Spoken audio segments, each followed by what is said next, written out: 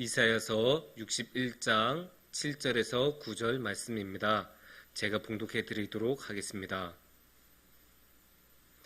너희가 수치 대신에 보상을 배나 얻으며 능욕 대신에 몫으로 말미암아 즐거워할 것이라. 그리하여 그들의 땅에서 갑절이나 얻고 영원한 기쁨이 있으리라. 물은 나 여호와는 정의를 사랑하며 불의의 강탈을 미워하여 성실히 그들에게 갚아주고 그들과 영원한 언약을 맺을 것이라.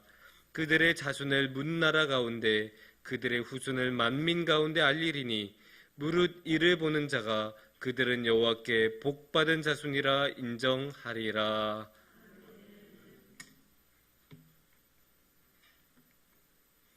우리가 일상적으로 매일 사용하지는 않지만 그래도 꾸준하게 사용하는 말이 있습니다. 그거는 갚는다라는 말입니다. 우리가 매일 뭔가 갚을 일이 있지는 않아도 그래도 갚을 일이 있으면 이 말을 꼭 쓰죠. 우리가 이 말을 언제 특히 잘 쓸까요? 돈과 관련해서 잘 씁니다. 돈을 갚는다, 빚을 갚는다, 이런 식으로, 또 대출금을 갚는다, 이런 식으로 우리가 자주 사용하는 말입니다. 이 돈을 갚는다는 것은 아주 중요하죠. 돈을 우리가 살다 보면 빌릴 때가 있고 꼭 빌려야 할 때도 있습니다. 특히나 사업을 하시는 분에게는 이 대출이라는 것은 아주 중요한 부분이고, 특히 자본주의 사회에서 사업을 할 땐 대출은 어쩌면 빠질 수가 없는, 없을 수가 없는 행위라고 할 수 있는데, 이 대출만 해놓고 빌리기만 해놓고 갚지를 않는다면 굉장히 큰 문제가 생기겠죠. 그 사업을 할 때 신뢰를 잃는 것은 물론이고 제대로 갚지 못하면, 잘못하면 형사처벌까지 받을 수 있는 아주 중요한 사안이기 때문에 갚는다라는 것은 아주 중요하다고 할 수 있습니다. 이 외에도 우리가 갚는다라는 말을 잘 쓰는 분야가 있습니다. 무엇과 연결이 될까요? 복수하고 잘 연결이 됩니다. 물론 우리는 일상적으로 누구한테 복수를 할 일이 그렇게 많지는 않지만 TV나 영화나 드라마 같은 데서 복수극 얼마나 자주 나옵니까? 재밌게 보고 막 긴장감이 넘치는 그런 모습을 보는데, 복수에서 가장 중요한 게 무엇일까요? 원한을 갚는다는 거죠. 뭔가 굉장히 우리가 억울한 일을 당했을 때 이것을 갚지 못하고 그대로 살아가게 되면 그게 뭐가 될까요? 그게 한이 돼요. 한이 돼서 막 힘들고 화병 걸리고 막 그렇게 힘들게 살아가는데, 그렇게 살아가고 싶지 않아서 그 원한을 갚으면 그래서 이제 복수를 하는 그런 모습을 우리가 볼 수 있습니다. 이렇게 갚는다라는 말이 그런 복수나 원한과 같은 말하고 연결이 된 것을 보면 이 갚는다라는 말이 그렇게 행복하고 밝은 느낌을 주는 단어가 아니라는 그런 생각이 듭니다. 그럼에도 불구하고 우리는 이 갚는다는 말을 함부로 우리 삶에서 배제할 수는 없습니다. 왜냐? 성경에서도 이런 갚는다라는 말을 하고 있고 이런 갚는다는 생각을 가지고 말씀을 전하고 있기 때문입니다.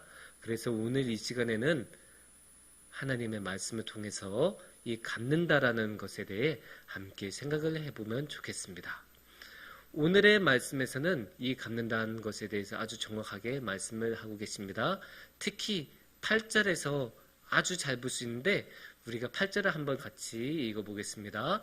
무릇 나 여호와는 정의를 사랑하며 불의의 강탈을 미워하며 성실히 그들에게 갚아주고 그들과 영원한 언약을 맺을 것이라. 아멘. 이 구절에서는 두 군데의 밑줄을 그으면 좋아요. 정의라는 단어, 그리고 갚아주고라는 단어. 이 두 군데가 이제 굉장히 중요한 부분인데, 여기서 하나님께서는 뭐라고 하죠? 이 구절 자체가 주어가 여호와는 이니까 하나님께서 이렇게 하시겠다는 건데, 하나님께서 뭘 하신다고 하시죠? 갚아주고라고 하십니다. 하나님이 갚아주세요. 그러니까 우리는 복수 같은 거 하면 한편 꺼림칙하고 어쨌든 누구한테 위해를 가하는 것일 수 있으니까 거부감을 느낄 수 있는데, 여기를 보면 하나님도 갚아주신다고 해요. 그러니까 이 갚아준다는 말이 하나님하고 연결이 된 이상 우리는 이 말을 함부로 뺄 수가 없습니다. 그런데 우리가 여기서 봐야 되는 것은 그냥 갚아주는 것도 아니에요. 하나님은 뭐라고 하시죠? 성실히 갚아주고. 그러니까 하나님께서는 얼마나 열심을 다해서 갚아주신다는 뜻이겠습니까? 그냥 마지못해서 그래 해줄게 이런 게 아니고 정말 하나님께서도 신경 쓰시고 생각을 하시면서 어떻게 할까 고민하시면서 그렇게 성실하게 꾸준하게 해주신다는 게 이 갚아준다는 것이에요. 이거는 어떻게 보면 되게 어색하게 보일 수 있어요. 왜냐면 우리는 하나님 하면 항상 용서하시는 하나님, 인자가 많으시고 사랑이 많으시고 은혜가 많으신 하나님, 그래서 왼뺨 맞으면 오른뺨도 내주고 어쨌든 원수도 사랑하라는 그런 예수님의 말씀을 우리가 너무나 잘 아는데 이런 말씀이 오히려 우리에게는 어색하게 느껴질 수 있습니다. 이런 사랑의 하나님이라고 우리는 항상 생각해 왔고 그거를 중점으로 생각했는데 여기는 또 이렇게 갚아주시는 하나님, 그것도 성실하게 갚아주시는 하나님을 이야기하고 있네. 이게 어떻게 됐을까? 그렇게 당연히 질문을 가질 수 있습니다. 그러면 그 이유는 무엇일까? 왜 하나님은 이렇게 갚아주시는 것을 성실하게 하시라고 하실까? 그 이유는 앞서 밑줄을 긋던 또 다른 단어에서 볼 수 있습니다. 그게 뭘까요? 정의입니다. 하나님께서는 이렇게 갚아주시는 것을 정의라고 생각을 하고 갚아주시는 거예요. 그냥 감정적으로 쟤 별로 마음에 안 들어 해서 뭔가 안 좋게 하는 게 아니라 하나님이 이 세상을 다스리시면서 볼 때, 이렇게 운영을 하시면서 볼 때, 이거는 이 하나님의 도에서 어긋난 것이구나. 세상의 운영의 원리에서 이거는 잘못된 거구나. 이렇게 생각하시면서 그거 다시 원상으로 딱 돌리시는 그런 모습. 그래서 그게 정의라고. 그러면 여기서 당한 그 억울한 것은 무엇일까요? 8절 말씀에 나오죠. 불의의 강탈을 미워하며라고 하고 있죠. 그러니까 강탈을 한 게 있으니까 이 강탈이 불의이고 이거에 대해서 반대로 하나님께서 갚아주시니까 그게 정의라고 하나님께서는 하십니다. 그래서 이렇게 갚아주시는 것은 하나님의 정의의 행위라고 할 수 있습니다. 그러면 여기서 우리는 또 물어볼 수 있죠. 그러면 하나님께서는 어떻게 갚아주실까? 우리는 갚아줄 때 가장 유명하고 흔한 말이 뭘까요? 눈에는 눈, 이에는 이. 가장 고전적이고도 유명한 그 보상과 갚는다는 것에 관한 이야기입니다. 동일성의 원칙이라고 할 수 있어요. 내가 한 대 맞으면 너도 한 대. 내가 100만 원 잃어버리면 너도 100만 원. 이런 식으로 동일성의 원칙이라고 볼 수 있는데 그러면 성경에서는 뭐라고 이야기할까요? 성경에서는 오늘의 말씀에서는 두 가지로 봐야 돼요. 이 갚는다는 방법을 두 가지로 볼 수 있는데 하나는 7절에 나오고 하나는 9절에 나옵니다. 7절을 우리가 한번 같이 보겠습니다. 7절에서 이렇게 말씀하십니다. 함께 읽어보겠습니다. 너희가 수치 대신에 보상을 배나 얻으며 능욕 대신에 몫으로 말미암아 즐거워할 것이라. 그리하여 그들의 땅에서 갑절이나 얻고 영원한 기쁨이 있으리라. 아멘. 이 말씀에서는 보상이라는 말하고 배라는 말에 밑줄을 그으면 좋습니다. 여기서 하나님은 보상을 해준다고 하세요. 여기까지는 그 동일성의 원칙하고 비슷해요. 너가 잃어버린 게 있으면 그거를 복구해 줄게. 그만큼 보상을 해줄게. 이것까지는 비슷해요. 근데 어떻게 말씀하고 계세요? 배나라고 나오죠. 배. 그냥 만약에 누군가 제 핸드폰을 파손시키거나 훔쳤다. 그러면 그 사람은 저한테 핸드폰 하나 돌려주면 끝나는 게 아니고 하나를 더 줘야 돼요. 그래서 저는 핸드폰 2개를 받게 되는 거겠죠. 그게 하나님께서는 생각하신 거예요. 그냥 하나 잃어버렸다고 그냥 하나로 똑같이 하는 것으로 끝나지 않고 더 많은 것을 보상해줘야 이 보상이 제대로 이루어진다라고 하나님께서는 생각을 하고 계십니다. 그래서 보상을 배나 준다라고 하나님께서는 말씀하십니다. 하지만 하나님의 보상은 이것으로 끝나지 않아요. 핸드폰 2개 줬다고 보상이 끝나지 않습니다. 그러면 무엇이 더 있을까요? 하나님께서는 한 걸음 더 나아가십니다. 그게 9절에 나옵니다. 9절을 우리가 함께 읽어보겠습니다. 그들의 자손을 문 나라 가운데 그들의 후손을 만민 가운데 알리리니 무릇 이를 보는 자가 그들은 여호와께 복받은 자손이라 인정하리라. 아멘. 여기서 중요한 것은 무슨 말씀일까요? 인정이라는 말씀입니다. 어떤 것으로 무엇으로 인정받나요? 여호와께 복받은 자손으로 인정받는 거예요. 그냥 아무거나로 인정받는 게 아니라 하나님의 자녀로, 하나님의 백성으로 인정을 받는 거예요. 이게 왜 중요할까요? 이스라엘 민족은 고난을 당하고 침탈을 당하면서 많은 것을 잃어버리고 강탈을 당하지 않았습니까? 근데 그렇게 강탈을 당했을 때 단지 내 물질적인 것을 잃어버렸다는 것에 그것만으로 슬픔이 있는 게 아니에요. 다른 민족들이 뭐라고 생각하겠어요? 에휴, 쟤네는 맨날 자기네들만 특별하게 신은 하나다라고 맨날 말하면서 봐라, 저거 결국은 저렇게 다 바빌론한테 무너지고 다 빼앗기고 다 훔쳐가는데 그 유심이 어딨어? 아유, 쟤네 바라보고 맨날 하나님의 백성이라고 자기들만 잘난 척하더니 뭐 똑같구먼. 이렇게 조롱을 당했을 것 아닙니까? 이 조롱이 어쩌면 이스라엘 민족에게는 자신의 재산을 빼앗기고 나라를 빼앗긴 것보다 훨씬 마음이 아팠을 수 있어요.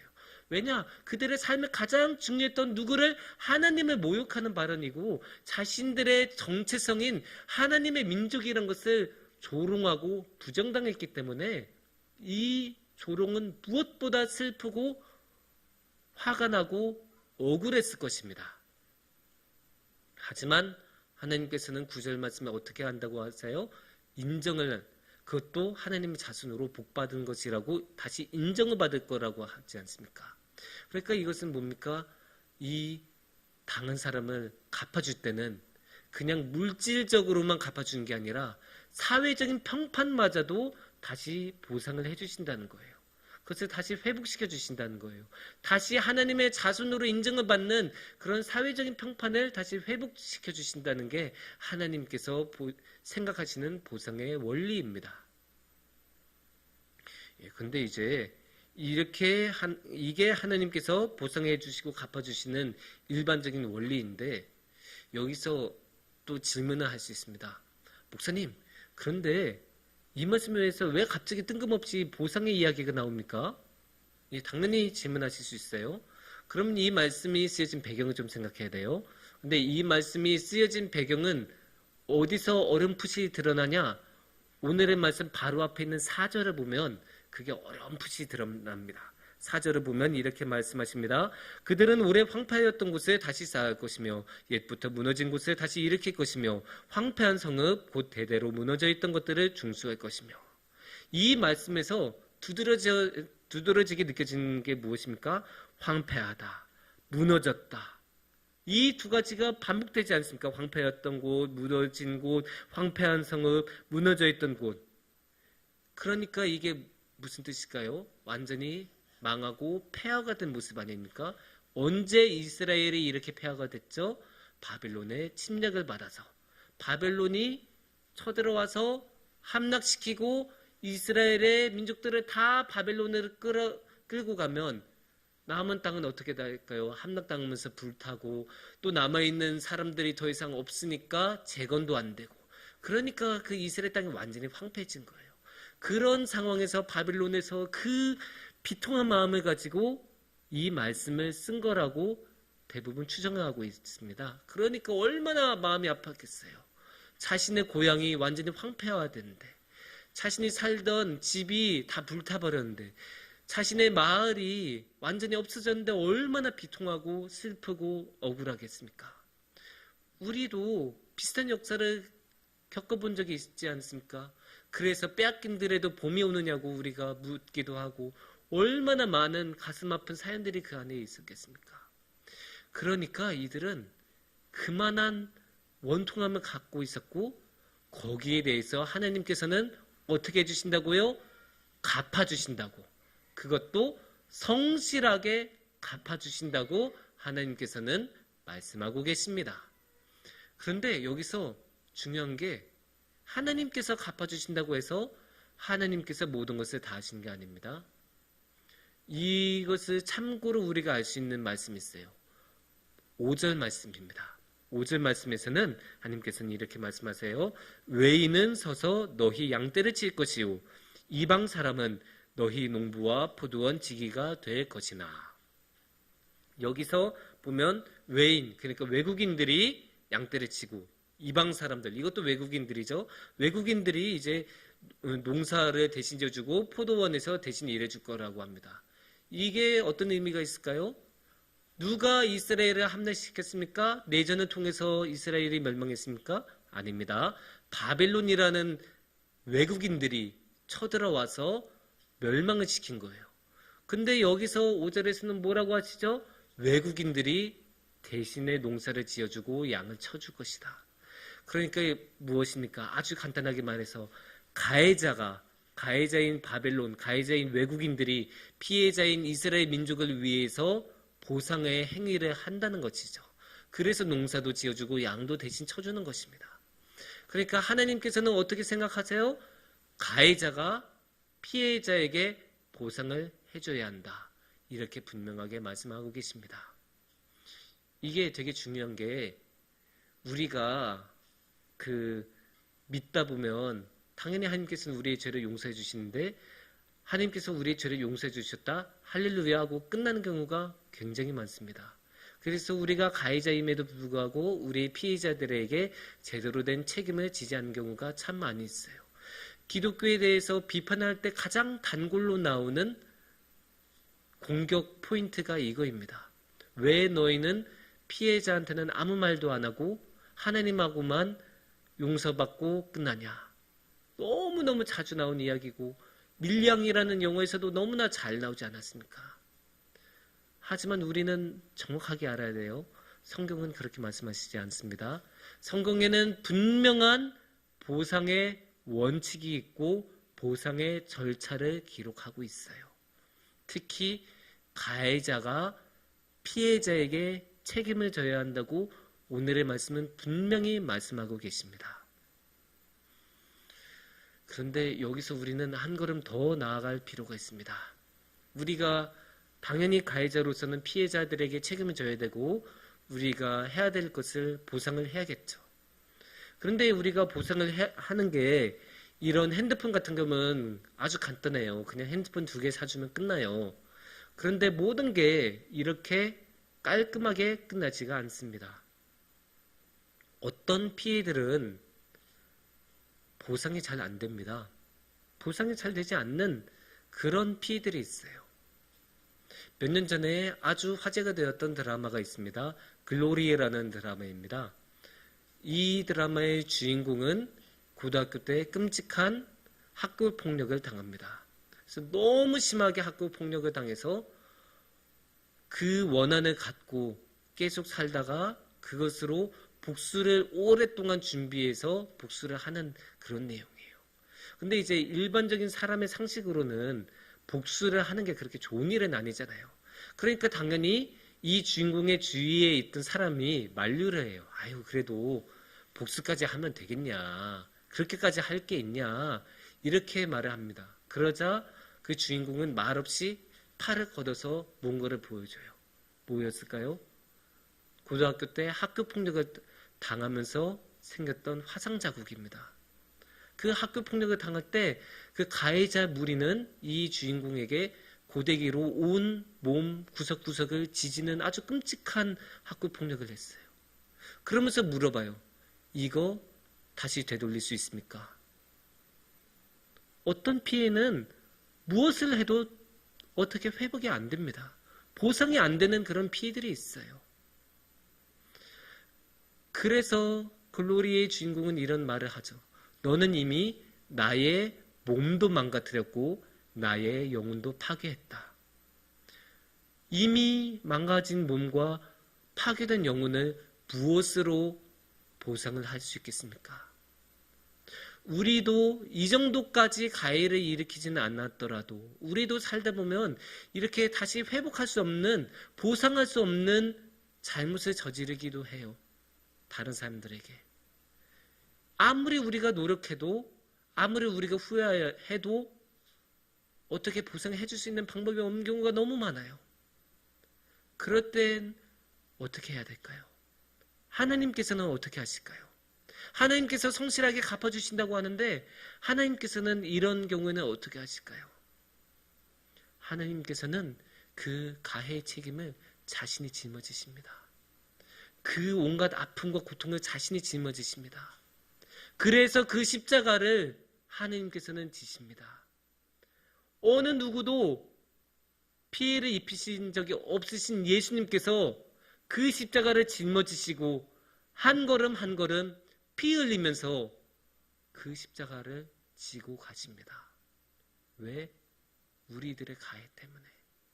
우리들이 어떻게 할 수 없는 그 가해 때문에 예수님께서는 짊어지고 가십니다.